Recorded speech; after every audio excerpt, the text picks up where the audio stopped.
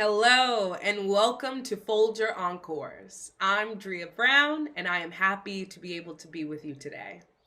The Folger has been sharing selections from their plays, music, talks, and readings with you in this Encore series. And this week, we are revisiting St. Joan by George Bernard Shaw that Folger Theatre in Bedlam produced 2 years ago. I played Joan. The production was an extraordinary endeavor. Shaw's play has 24 characters, and in our production, only 4 characters covered all the roles. Now, Shaw paints Joan not as a saint, witch, or madwoman, but a farm girl who brings the truth to the world, and that truth resonates through the church and the state. So to catch you up on where we are in this nearly 3-hour play, Joan, or the Maid, as she is also called, wants to join the Dauphin of France to save the city of Orleans from its English captors. She says that she knows a successful siege would be possible because the Saints Margaret and Catherine have told her what to do. And Joan leads her troops forward to Orleans and is victorious. After more victories, Joan has finally been able to fulfill her promise to the Dauphin and drive the English back. She is eventually captured by the enemy. No one comes to rescue her. She is tried for heresy. Her accusers force Joan to admit that her voices were not heavenly sent, but instead come from Satan. She recants hearing voices and is sentenced to perpetual imprisonment. When she learns her punishment, she tears up her recantation and is sentenced to death. What you are about to see is just after the judgment has been announced. And after this scene, you are about to see we've also included a portion of the epilogue from the play. At every performance in our production, we gave the role of the messenger to an audience member who read that speech from their seat. And in the speech, we hear from an emissary that the Catholic Church is to canonize Joan and that she will be celebrated every May 30th. Please be sure to join us again for these weekly episodes of Encores, highlighting all that the Folger has to offer. Thank you.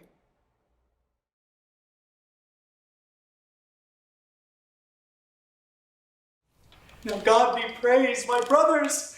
The lamb has returned to the flock, and the shepherd rejoices in her more than in 99 just persons. Declare thee by this act set free from the danger of excommunication in which thou stoodst. I thank you. But because thou hast sinned most presumptuously against God and the Holy Church, and that thou mayest repent thy errors in solitary contemplation, and be shielded from all temptation to return to them, we, for the good of thy soul, and for repentance that may wipe out thy sins, and bring thee finally unspotted to the throne of grace, do condemn thee to eat the bread of sorrow and drink the water of affliction till the end of thy earthly days in perpetual imprisonment.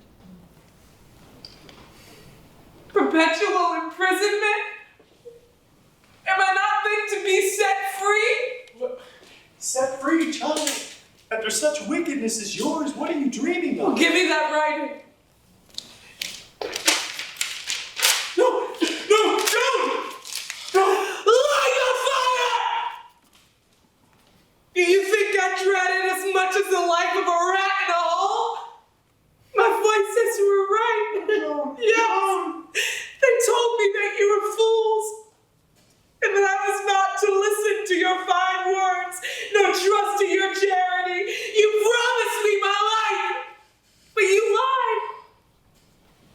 You think that life is nothing but not being stone dead. It is not the bread and water I fear. I can live on the bread. What if I ask for more? It is no hardship to drink water if water be clean. Bread has no sorrow for me, and water no affliction. But to shut me from the light of the sky, and the sight of the fields and flowers, to chain my feet so that I can never again ride with the soldiers nor climb the hills, to make me breathe foul, damp darkness and keep me from everything that brings me back to the love of God, when your wickedness and foolishness tempt me to hate him. All this is worse than the furnace in the Bible that was heated 7 times. I could do without my war horse. I could drag about in a skirt. I could let the banners and knights and trumpets and soldiers pass me and leave me behind, as they do all the other women. If only I could hear the wind in the trees, the larks In the sunshine, the young lambs crying through the healthy frost, and the blessed, blessed church bells that bring my angel voices to me on the wind. But without these things, I cannot live!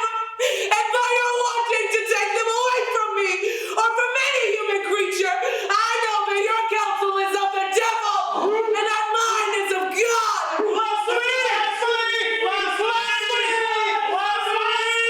She is a reluctant, obstinate, incorrigible thing! I come for her excommunication! To the stake with her! You wicked girl, if your counsel were of God, would he not deliver you? His ways are not your ways.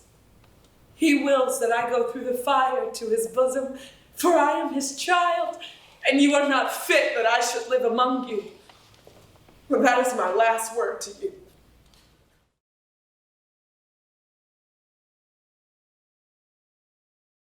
I shall owe everything to the Spirit of God that is within me. But fancy me a saint. What would St. Catherine and St. Margaret say if the farm girl was cocked up beside them? Pardon me, I am here on serious business and cannot engage in frivolous discussions. I am sent to announce to you that Joan of Arc, formerly known as the Maid, having been the subject of an inquiry instituted by the Bishop of Orleans, They remember me still in Orleans. by the Bishop of Orleans into the claim of the said Joan of Arc to be canonized as a saint. Oh, but I never made any such claim. The Church has examined the claim exhaustively in the usual course and, having admitted the said Joan successively to the ranks of venerable and blessed, Me? Venerable? has finally declared me to have been endowed with heroic virtues and favored with private revelations, and calls the said venerable and blessed Joan to the communion of the Church triumphant as Saint Joan. Saint Joan. On every 30th day of May, being the anniversary of the death of the said most blessed daughter of God, there shall be in every Catholic church to the end of time be celebrated a special office in commemoration of her, and it shall be lawful to dedicate a special chapel to her and to place her image on its altar in every such church. And it shall be lawful and laudable for the faithful to kneel and address their prayers through her to the mercy seat. Oh no, it is for the saint to kneel. In Basilica Vaticana, the 16th day of May, 1920.